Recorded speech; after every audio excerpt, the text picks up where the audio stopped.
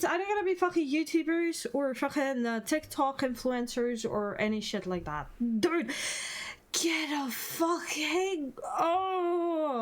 it in your fucking head that you're watched by millions of people. You're not fucking invincible. On the other hand, you're more fuckable that way. Oh my god. One of the most isolated islands to leave behind a Diet Coke and some miscellaneous items, somehow avoided prison and then uploaded the footage anyway. Now, the big question is though, was it worth going to jail in India for over a year for this video? I don't know. I guess we'll find out. Personal opinion, no, I don't think so at all. But remember Mikhailo Polyakov, the YouTuber who spent 9 hours in a tiny inflatable boat trying to reach one of the most isolated tribes on Earth just so he could leave behind a Diet Coke and some items. Well, somehow this story has gotten even more ridiculous since we last talked about it. Because after getting arrested... Wait, what? He got a Diet Coke and... arrested in India and facing up to 5 years in prison for illegally landing on the North Sentinel Island. Polyakov basically got away with it, you know, except for the fact that he was, you know, kind of in a Indian jail for a year, it seems like. But other than the year in jail, it's... He got his booty cheeks spread. He got the booty cheeks spread like a motherfucker. Seems like the punishment for this was about 15,000 rupees, which converts to roughly $161. I mean, that is less than a speeding ticket in the US, but obviously the big punishment here was the year in jail. But the guy essentially ignored all the laws out there to protect himself and the tribe. Obviously, any disease that hits that tribe will probably wipe it all out. And, you know, people are being protected here because this tribe tends to greet its visitors with like a whole barrage of arrows. So visiting this island is basically a guaranteed lose-lose situation. But apparently authorities also reportedly ordered him to surrender the footage from this trip, but he still managed to upload the video online anyway. So I mean, he did a year in jail. I guess it makes sense that he's trying to get the footage up because, or else it would absolutely not be worth it whatsoever for him. I still don't even think it's worth it for him. But I guess the question is it worth going to jail for this footage? But honestly, I mean, after watching his video, I'm sitting here like, wow, this is one of the craziest examples of main character syndrome I've seen in a while. I mean, hey, it's pretty simple. The laws are essentially like, hey, please don't go visit that uncontacted tribe. They don't want to be disturbed. And he's like, yeah, let me just go be Christopher Columbus and I'll pull up and I'll give them a Diet Coke. Why? For a YouTube video. What you're about to see has never been publicly viewed before and was recovered after being seized by authorities later that same evening. So right now I'm off the northeast corner of Dude, be original, please. Don't do stupid shit like that. People will do everything for fucking views. Everything. I mean, okay, in a way, it is original, right? In a way, it's original. But dude, get in. Get the fuck out. Bullshit people. North Sentinel Island. When I was apprehended for unauthorized entry into a restricted tribal reserve. Dude, you're sitting in a... It was a reserve? And he knew it? Oh my god. And you were expecting to get away with it? Are we serious?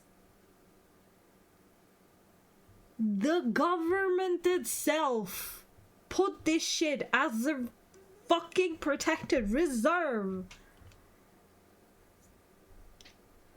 And you decide to be fucking what? You think you're who? Fucking Jesus? Oh my god.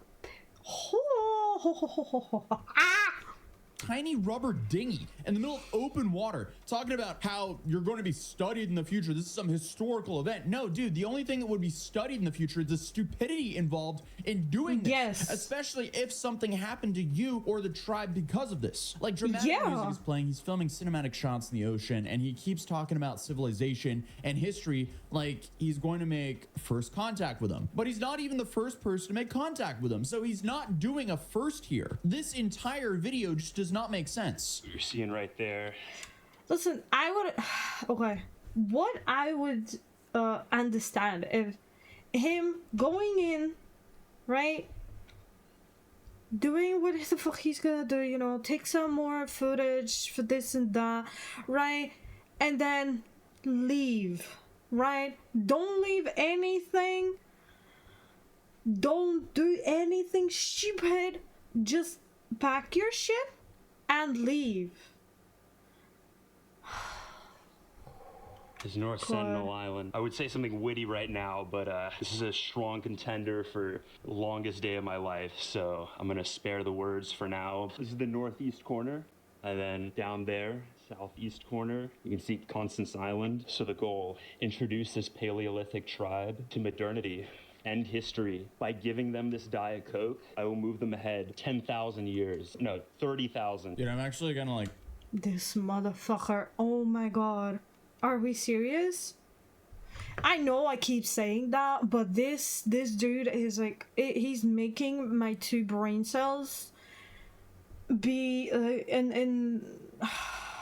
it makes me fucking, it makes even my 2 fucking brain cells are amazed by the fucking stupidity of this motherfucker.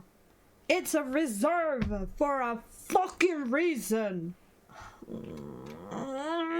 Shocked at like Hi, how stupid all Taser. this is. I Welcome. mean, obviously I could picture how it all went down because like we've been covering the story for over a year, but like, come on, dude. Honestly, I'm just kind of speechless. Like, this is such a unbelievably like internet brain sentence that it Yeah. almost sounds fake. The dude genuinely looked at one of the last isolated human populations on Earth and thought to himself, you know what would advance their civilization? A Diet Coke. I mean, clearly he sees himself as some sort of explorer by the way he talks about himself in his videos, but still, dude, this was not worth going to jail in India for a year over. Check in, Yeah. say what's up, give him a Diet Coke, and history all in one day. I'm gonna do a light binocular reconnaissance. I don't want to be too reckless here. That's not my MO. We do things as carefully as possible here on this channel. Like, look how far I am from these cannibal tribes. I mean, that's called risk management right there. Like, Hold on.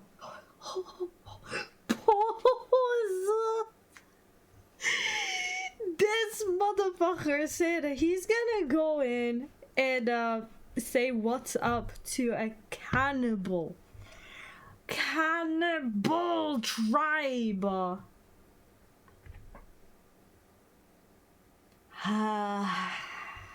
Dude, not a year in prison. Just bring him back. Just let the people feed. Let them feed. Oh my god. Just let him go and then fucking bring him back. Fucking bring him back. This motherfucker is stupid. okay, so wait, his version of the risk assessment is to try to stay far enough from the island to avoid arrows they shoot at people. Okay, I mean, his version just sounds like he's trying to take all this so seriously. Okay, he knows they shoot It's time arrows. to take your meds. Then It's time to take your meds. Okay. I got it. Trying to stop here. I got it. Thank you. I got it. Hold on. I'll take it. I'll take it in a bit. It's just he knows they shoot arrows. He's going with an inflatable boat. He knows that they are fucking cannibals, you know, aka they eat people, and he wants to go and say what's It's up. time to take your meds. They want to take it. What's up? Are we fucking serious? Oh my god. It's time to take your meds. I got it! I got it. Get out. Here. Meds. I'll take him now. It's time to take your meds. No, it's... Yo, this motherfucker was begging to die. Okay? He was just... He was begging. Oh my god.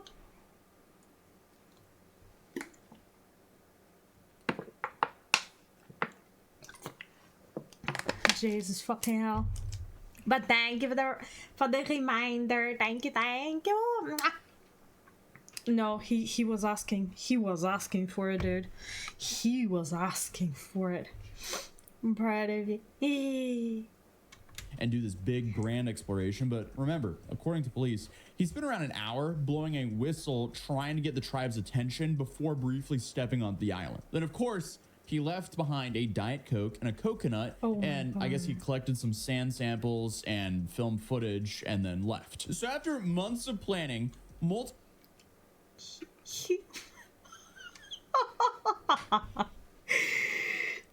stupidity of this motherfucker. No, he was asking for it, dude. He was asking for it. Don't give him jail, bitch. Just bring him back. Just bring him back. Bring some fucking spices as well. Just fucking multiple failed attempts and a 9-hour journey across open water. His big historic achievement was basically littering a can of Diet Coke on this beach. Congratulations, dude. And then, of course, he was immediately arrested as soon as he got back to India. Now, to be fair, as we covered in my last video on this, what people do for clout, I mean, yeah, understandable.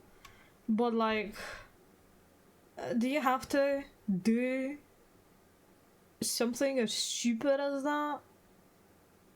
Oh my god, dude. Have been fascinated with the North Sentinel Island for years. It has become internet mythology at this point. Like, the place is completely off limits and almost nobody has ever interacted with the Sentinelese tribe directly. So naturally, somebody turned that into content. Am I surprised? Yeah. Honestly, not too much surprises me anymore. Sometimes it does though, but this doesn't really surprise me. But I guess what makes all this so much worse is this wasn't like some impulsive stunt or he randomly woke up one morning and he's like, huh, maybe I'll go visit this tribe. No, this was a fully planned thing. And he apparently attempted the trip multiple times before this. One attempt involved an inflatable kayak, and another failed earlier journey happened just months before, which honestly makes this entire thing feel less like a dumb exploration video and more like a genuine obsession. Yeah, he should be locked for more than a year. Like, what the fuck? Oh.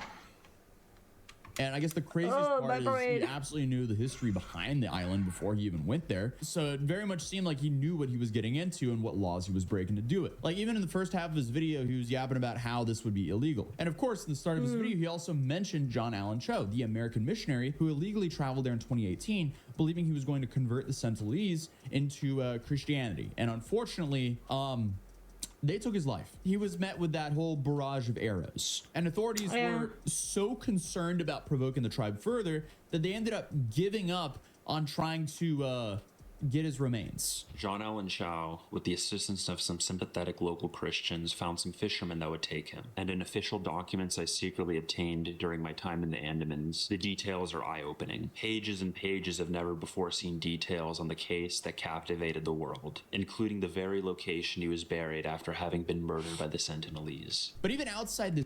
Let's face it, if they're cannibals, yeah, I'm sorry, he got cooked. I'm sorry, listen, I know it's a sad thing, but he literally got cooked. I'm sorry. Aisha, welcome. In this case, there's a long history of violence surrounding the island. In 2006, 2 fishermen drifted too close to the North Sentinel Island, and it's safe to say the tribe got them. Then, after a 2004 tsunami, one of the only signs the Sentinelese had survived was because of a tribesman appearing on the beach and firing arrows at a helicopter that came to check on them, which honestly sends a very clear message of what's going on. These people do not want visitors whatsoever. And somehow, despite the laws and despite the exclusion zone, Polyakov still looked at the situation and thought, yeah, let me go give them a Diet Coke. It's just very tone deaf. And at one point, he even started talking about seeing trash washed up alongside the shoreline. So he was using that as like an excuse that he could leave a Diet Coke there, and saying because there was some trash on the shoreline that they've been exposed to the modern world, which is literally just trespassing and then justifying that you're trespassing because you see litter outside. Like, what? What I found is that this isn't the unspoiled Eden many assume. The sea edge, you can see a myriad of waste, evidence of the modern world drifting in from the Bay of Bengal. In recent footage I reviewed in circumstances I cannot disclose, the Sentinelese were seen putting plastic waste to use as containers for water, waste that has informed them of our customs in the outside world. Yeah, and I mean, the thing that really stood... The way he talks like he's a fucking explorer with actual knowledge about how shit like this works is fucking wild of me, dude. Out to me was how casually he talks about all of this afterwards, because after, you know, the backlash, Polyakov started defending himself in interviews by saying that he was vaccinated against the flu and measles and never intended to come into direct contact with the tribe. And then he followed it up by saying, as far as I know, you can't catch diseases simply by looking at each other. Never intended to meet them up close, and I never did. To my knowledge, there is no disease that can be transmitted by simply looking at someone. Dude, you do realize that you can carry a disease that does not affect you, but if you fucking as much as cough, this is like, oh my god. Oh, the stupidity of people. Oh my god. Contact policy towards isolated tribal groups remains a minority position among academic anthropologists studying these people. Please defer to those with subject matter expertise and not bots on the internet. You know, which kind of misses the whole point of why these laws exist in the first place. Nobody was worried about the Sentinelese catching a disease through eye contact. Like, pretty sure the concern here is that, you know, most isolated populations have almost zero immunity to outside illnesses that regular people barely even think about anymore. Like, even direct exposure can be dangerous. That's why the Indian government has spent decades creating exclusion zones around the island and restricting contact. Like, why do you think he was arrested on the way back? And again, all of this was over a Diet Coke. This is somehow a worse rendition of the whole Kendall Jenner delivering a Pepsi for that commercial. Come on. It's just so arrogant and tone deaf, which is why Survival International came out and absolutely blasted Polyakov after the trip happened. The organization called the stunt reckless and idiotic and warned